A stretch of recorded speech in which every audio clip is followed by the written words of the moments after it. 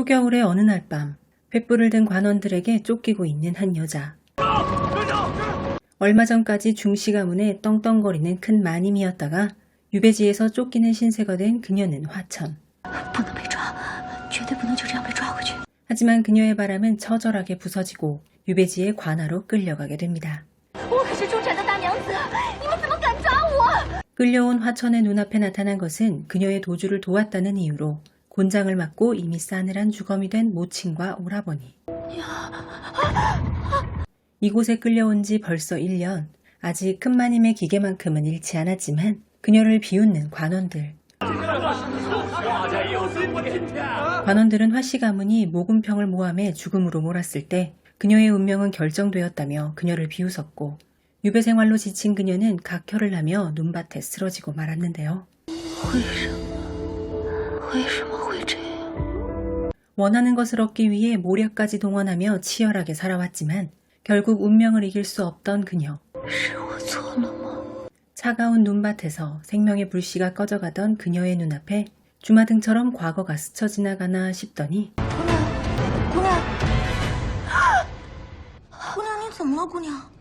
그녀의 눈앞에 나타난 이는 1년 전 유배지로 끌려올 때 관원들을 저지하다가 계단에 머리를 찍고 죽었던 그녀의 시녀 천지. 죽어서 저승사자를 만나야 할 판국인데 시녀 천지가 살아있고 본인은 빨간 홀례복을 입고 있다니 슬슬 상황 파악이 되어가는 그녀. 횡설수설하던 그녀는 가족들이 살아있다는 사실을 깨닫고 만나러 가려 하지만 오늘은 신혼 초야. 하지만 신랑 중야냐는 오지 않았고 하인이 와서 그녀에게 전해준 소식은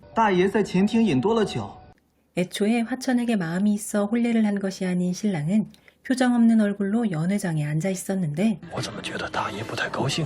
중야난의 수아가 그에게 알려준 소식은 유배형을 받은 모교가 도망자 신세가 되었다는 것. 어쩔 수 없이 화천과 혼인을 했지만 사실 모교에게 마음이 있던 그는 유배형을 받지 않고 도망치던 모교를 구합니다. 신혼 초야부터 신랑이 오지 않는다고 하자 잔뜩 화가 난 시녀 천지는 직접 서재에 가봐야겠다고 야단법석을 떨었지만 정작 당사자인 신부 화천은 신방에 홀로 남은 처량한 신부 화천은 하늘이 내린 두 번째 기회를 절대 놓치지 않으리라 다짐하며 1년 전을 회상합니다. 물론 그녀가 중씨 집안에서 쫓겨나게 된 결정적 이유는 그녀의 아버지와 함께 모교의 집안을 모함한 점이었는데요.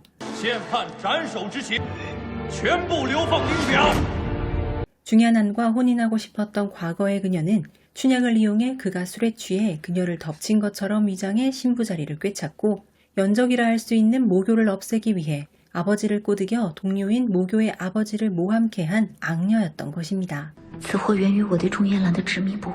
이미 중야난에게 버림받은 기억이 있는 그녀는 그에 대한 감정은 이제 한 줌도 없었으며 오로지 문제가 커지기 전에 해결할 생각뿐.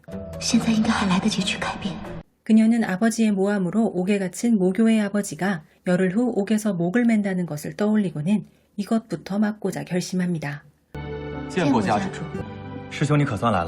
혼례 다음 날 화천은 신랑과 함께 시댁인 중씨 집안으로 갔고 두 사람을 맞이한 것은 중씨 집안의 가주 중계오.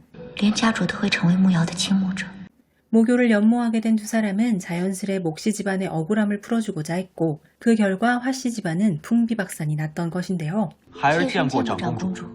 어쨌든 새신랑과 새신부 두 사람은 집안의 큰어른인 장공주에게 문안 인사를 드렸는데 자신에 대한 장공주의 말을 듣고 깨달은 화천. 장공주의 정보력에 흠칫 놀란 그녀는 시어머니한테 잘 보이기 위해서라기보다는 목숨을 부지하기 위해 자신에 대한 장공주의 인식을 바꿔야겠다고 다짐합니다. 그녀가 똑부러진 말투로 이야기하자 적잖이 놀란 장공주는 이전 생과 다르게 산책에 그녀를 데리고 가는데요. 화천은 금붕어들에게 사료를 주며 기뻐하는 장공주를 보고 중씨 집안도 별거 없구나 생각하던 중이었는데 누군가가 그녀를 물속으로 밀었으나 난데없는 개헤염으로 위기를 극복한 화천. 会的有水呀。 그녀는 전생에 유배 생활 1년 동안 산전수전을 겪으며 수영까지 배웠던 것인데 이 전생에는 없던 새로운 위협에 그녀는 생각에 잠깁니다. 过去我是被长公主故意冷落在屋里。 장공주는 그간 알고 있던 모습과 다른 화천이 마음에 들었는지 그녀에게 옥팔찌를 건네며 这是先帝给我的陪嫁。 그녀는 손사래를 치며 거절했지만 역시 그녀에 대한 인상이 달라지기 시작한 가주마저 娘亲的一番心意，师嫂还是收下吧。 집에 돌아온 화천 본인은 느긋한데 하인들은 오늘도 신랑이 따로 자게 해서는 절대 안 된다며 还知道抓住男人的心，怎么嫁过来反而当……我去。 성화에 못 이겨 신랑에게 찾아갔지만 그녀에게 마음이 없는 그는 오늘도 마찬가지로 这段时日可能会比较忙。你先忙，那我就不打扰了。 이 전생의 중야난에 대한 집착과 모교에 대한 질투심으로 인해 결국 가문까지 멸문당하게 만든 그녀는 因为喜欢这种感情，会使一个人变得面目全非。 두 번째 삶에서는 결코 감정에 사로잡히지 않으려고 결심한 그녀에게 신랑의 냉담함은 오히려 고마울 정도였습니다. 护卫来报，穆姑娘逃走了。 신혼 3일째라 화천의 부모님을 만나러 가는 두 사람. 모교와 관련된 일임을 눈치챈 그녀는 너무도 쿨하게 大爷有事就先去忙，我先回门。 중야나는 서둘러 마차를 나섰고 그녀 혼자 화가로 향하는데 갑자기 멈춰선 마차. 要打就把这个死要饭的拉远点。 시녀 천지의 거친 말을 듣고 마차 밖으로 나온 그녀는 천지를 나무라며 再让我听到你这样称呼别人，罚你1个月银两。 거지가 자신의 돈을 훔쳤다고 떠들어대던 사내는 화천이 증거도 없는데 애먼 사람을 괴롭힌다고 하자 아무 말하지 못하는데요. 空口白牙一番话，就只听你说吗？ 그녀는 계속 거지를 괴롭힐 요량이면 관아에 가서 따지자 했고 거지에게 치료비를 주고 내빼는 사내. 他像是变了一个人。 우연히 이를 지켜보게 된 가주는 그녀의 이런 변화가 꽤나 낯섭니다. 我前些日子偶然听见家主言谈间， 아버지가 잘못된 선택을 하는 것을 막고자 하는 그녀는 아버지에게 모군평의 사면을 청하라 하는데요. 你怎么忽然反过来替他们说情了？ 그녀는 이전 생에서 연적으로 생각했던 모교와 그녀의 집안마저도 없애버리려 아버지에게 모교의 아버지를 모함하라 청했던 것입니다. 那个木妖天天缠着我接近大爷。 可想彻底解决掉穆家这个眼中钉。 그녀의 아버지는 자신의 경쟁 상대이기도 한 모군평에 대한 모략을 세웠고 억울하게 누명을 쓰고 옥에 갇힌 모군평은 그곳에서 생을 마감하게 되었던 것인데요. 我此番建议也是为画家好。 그 길로 화문왕은 중씨 집안의 가주 중계호를 찾아가 자신이 모함했던 모군평에 대한 사면을 청합니다. 终身流放等同于死罪，秦王县令为他减轻刑罚。 갑자기 그가 태도를 바꾼 연유가 궁금하긴 하지만 가주는 그의 말대로 했고 종신에서 3년으로 유배 기간이 줄어든 모군평. 你无关，这3年你可以去那儿接住。 하지만 모교는 자신은 이곳에 남아 목가의 누명을 완전히 벗기고 정정당당하게 아버지를 유배지에서 모시고 돌아올 것이라고 하는데요. 我倒要看看你能做出些什么。谢大爷。 중씨 집안에 남아 진실을 밝히고자 하는 모교는 자신을 하인으로 써달라고 했고 내키지 않았지만 그녀를 받아준 중야난. 我就不信你日后不会露出马脚。 중야난이 하인이 되기로 한 모교를 그녀의 거처에 두고 부리라며 화천에게 데려가자 그녀는 오히려 不如就让木瑶去你的书斋服侍吧。 중야난이 모교에게 마음이 있음을 아는 하인들은 이 말을 듣고 깜짝 놀랐지만 화천은 태연하게 다시 권했고 그는 어쩔 수 없다는 듯이 那便听你安排吧。 의도치 않게 밀당이라는 것을 세게 해버린 화천. 그녀의 의도와는 다르게 중야난은 그녀에게 다가오기 시작합니다. 正好在这儿赶上了。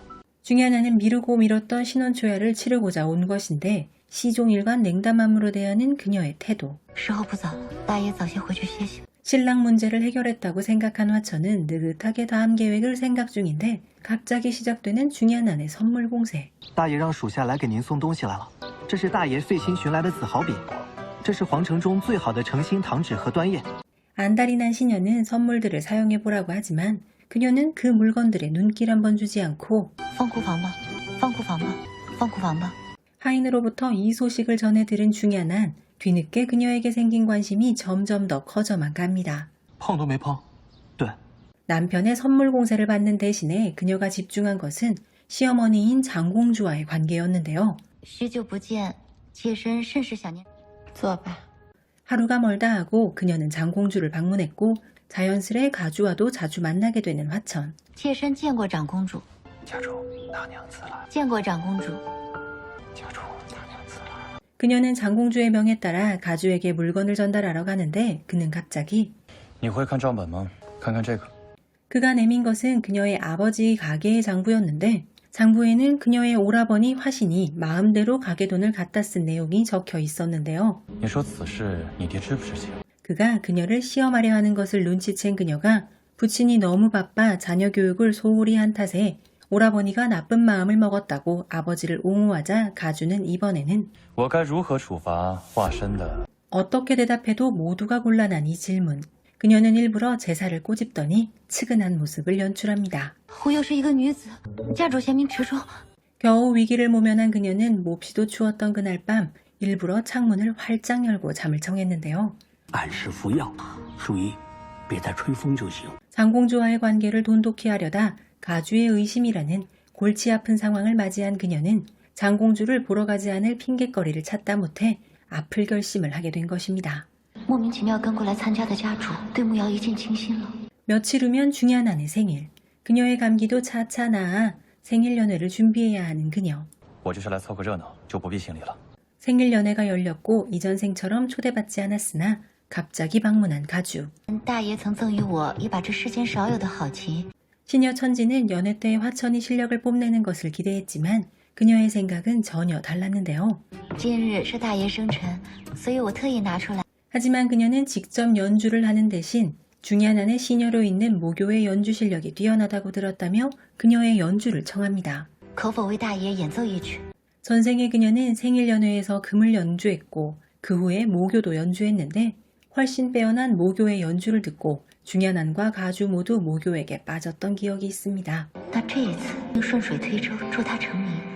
전생에서 모교의 연주가 끝나자마자 가주는 모교를 자신의 시녀로 데려가겠다고 억지까지 부렸었는데요. 听闻师嫂的琴艺也是皇城义举，什么？ 그녀의 예상과는 전혀 다르게 대화의 주제는 모교의 빼어난 연주 실력에서 그녀에게로 순식간에 넘어왔고 두 사람은 모교에게 전혀 빠져들지도 않은 것처럼 보였습니다. 稍等片刻，我去就回。 자신이 연주를 했다가 오히려 전개가 더 꼬일까 두려웠던 그녀는 황급히 주방으로 가서 미리 만들어 놓은 생일 음식을 가져왔는데요. 希望大爷莫要嫌弃。 물론 요리는 유배 생활 동안 배운 것이었지만 이를 모르는 중야난은 손에 물 한 방울 묻히지 않고 컸을 그녀가 음식을 해다 주자 꽤나 감동한 모습. 难道是没有我的衬托，无法彰显他的卓越了？ 이전 생과는 다르게 흘러가는 전개에 당황해하고 있던 화천처럼 모교는 신원초야에 화천을 두고 자신을 구하러 왔으면서도 냉담한 그의 반응에 혼란스러워하고 있었습니다. 我们之间究竟是谁？看不清自己的心。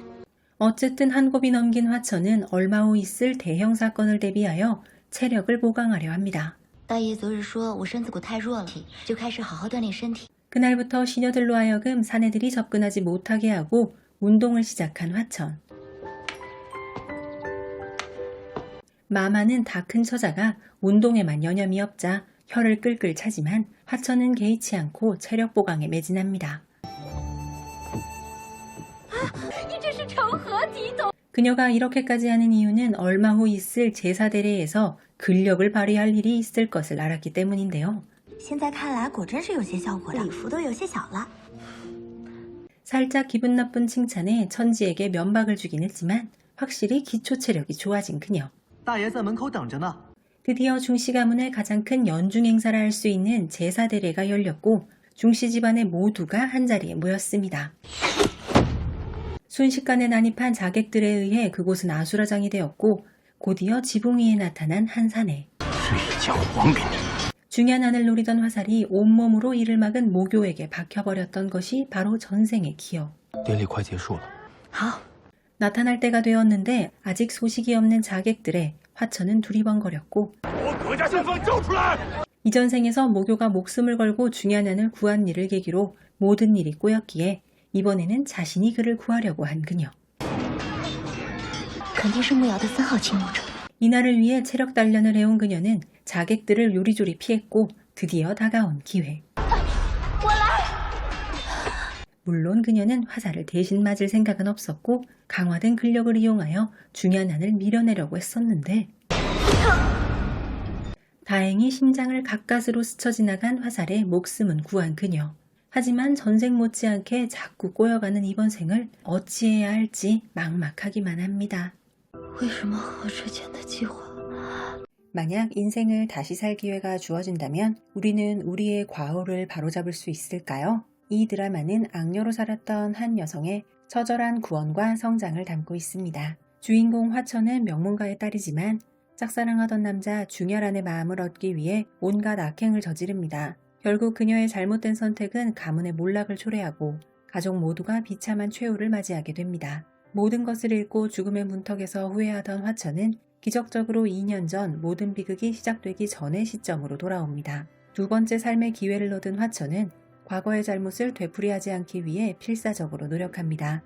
전생의 기억을 바탕으로 가족을 지키고 자신 때문에 불행해졌던 사람들의 운명을 바꾸려 했습니다. 이 과정에서 그녀는 전생에서는 미처 몰랐던 진실들과 마주하고 자신을 묵묵히 지켜주던 가문의 수장 중개호의 진심을 깨닫게 됩니다. 그럼 시청자들의 반응도 한번 살펴볼까요? 이 드라마는 현재까지 한국에 정식으로 서비스되지 않았지만 유쿠 국제판 앱이나 유튜브 채널을 통해 공개되어 많은 해외 팬들의 관심을 받았습니다. 반응은 대체로 긍정적이었으나 특히 결말에 대한 격렬한 토론이 있었다고 합니다. 전반적인 긍정적 반응으로는 단순한 로맨스가 아닌 악녀였던 주인공이 자신의 잘못을 깨닫고 운명을 개척해나가는 과정이 매우 흥미롭다는 평이 많았습니다.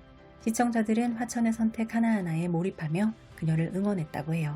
앞서 잠깐 말씀드린 것처럼 이 드라마는 결말에 대해 호불호가 극명하게 갈린 작품이었다고 합니다. 스포를 할 수 없으니 이 정도만 말씀드리고 넘어가겠습니다. 위유와 명래는 가볍게 즐기는 달콤한 로맨스 드라마가 아닌 한 인간의 구원과 성장을 묵직하게 다룬 작품입니다. 아름다운 영상미와 배우들의 호연, 그리고 흥미로운 회기물 설정을 좋아하신다면 마음에 드실 만한 드라마입니다.